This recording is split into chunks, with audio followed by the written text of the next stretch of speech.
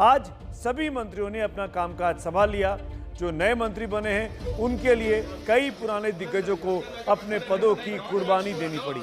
देखा जाए तो टॉप के 4-5 मंत्रियों को छोड़कर लगभग सभी विभाग इस फेरबदल में बदल दिए गए हैं। इसीलिए ये कहा जा रहा है कि अब तक का ये तमाम कैबिनेट फेरबदलों में सबसे बड़ा फेरबदल इसको माना जाएगा। कुछ नए विभाग भी बनाए गए हैं, उनके भी मंत्री आ चुके हैं। इनमें से ही एक मंत्री हैं जेडीयू के आरसीपी सिंह। इनकी तो चांदी हो गई, लेकिन इनकी पार्टी में इनकी चांदी की वजह से नाराजगी और असंतोष दोनों की खबर है। जेडीयू अध्यक्ष हैं आरसीपी सिंह, नीतीश कुमार के बेहद करीबी हैं आरसीपी सिंह। उनके मंत्री बनने के बाद विपक्ष जहां नीतीश पर जातिवादी होने का आरोप लगा रहा है, वहीं पार्टी के कई नेता भी अंदर ही अंदर बेहद नाराज बताए जा रहे हैं। मैं रामचंद्र प्रसाद सिंह ईश्वर की शपथ लेता हूं कि मैं विधि द्वारा स्थापित भारत के संविधान के प्रति सच्ची श्रद्धा और निष्ठा रखूंगा। छोटे कद वाले आरसीपी सिंह ने बड़ा कमाल कर दिया। नीतीश कुमार की पार्टी में पुराने राजनेता देखते ही रह गए और ब्यूरोक्रेट से नेता बने आरसीपी सीधे मोदी सरकार में माननीय कैबिनेट मंत्री बन गए।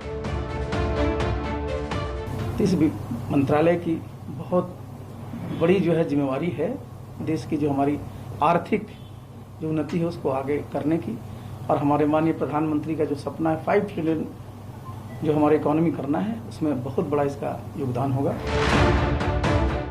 नीतीश की पार्टी को मोदी सरकार में शामिल होने का निमंत्रण तो 2 साल पहले भी मिला था, लेकिन तब नीतीश कुमार इसलिए तैयार नहीं हुए कि एक मंत्री पर कैसे मान जाएं।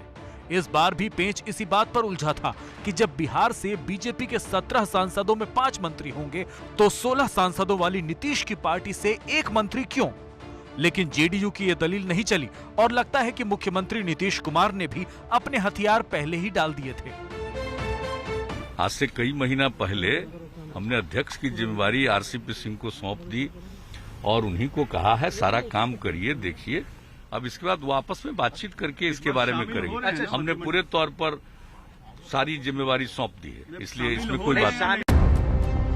अध्यक्ष जी यानी आरसीपी सिंह तो जेडीयू में बड़े नेता मुंह नहीं खोल रहे, लेकिन खबर यही आ रही है कि बेचैनी इस बात पर है कि खुद को समाजवादी कहने वाले नीतीश बाबू ने जाति का बड़ा पासा फेंका है।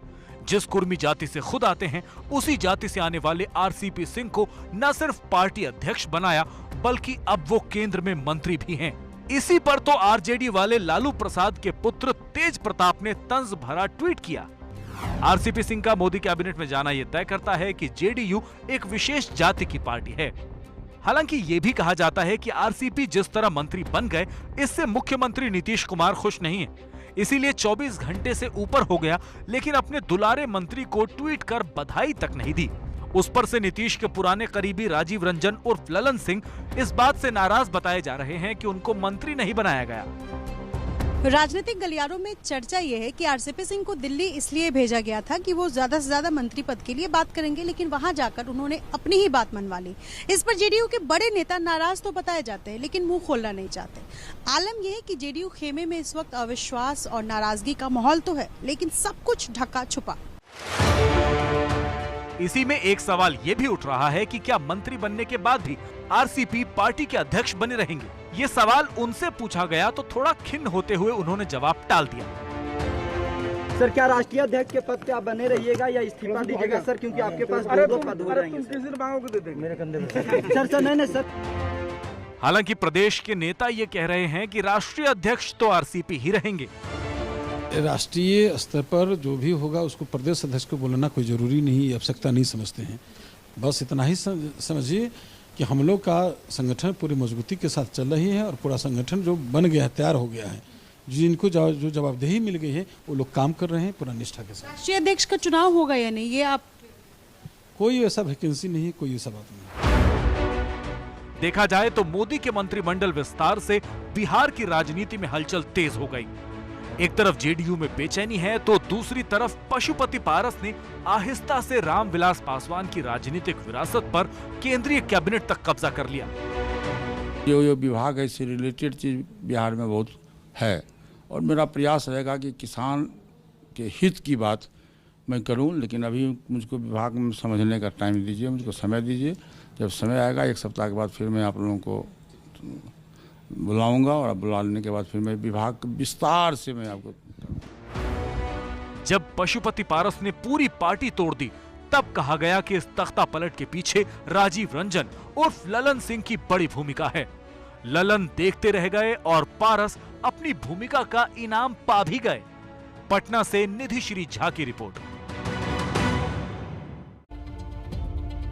अपने केंद्रीय मंत्री और बेहद करीबी आरसीपी सिंह को नीतीश कुमार ने बधाई संदेश तक औपचारिक तौर पर, सार्वजनिक तौर पर नहीं दिया है। कहा जा रहा है कि जिस तरीके से उन्होंने अपने लिए मंत्री पद सेट कर लिया, उससे नीतीश नाराज हैं, लेकिन विरोधी चुटकी ले रहे हैं कि उनके ऊपर सवाल न उठे, इसीलिए नीतीश कुमार अपनी अतिरिक्त खुशी को छुपा रहे हैं। नहीं तो नीतीश की वर्दी के बगैर उनकी पार्टी में पत्ता तक नहीं हिलता है। हम सब इस बात से वाकिफ हैं।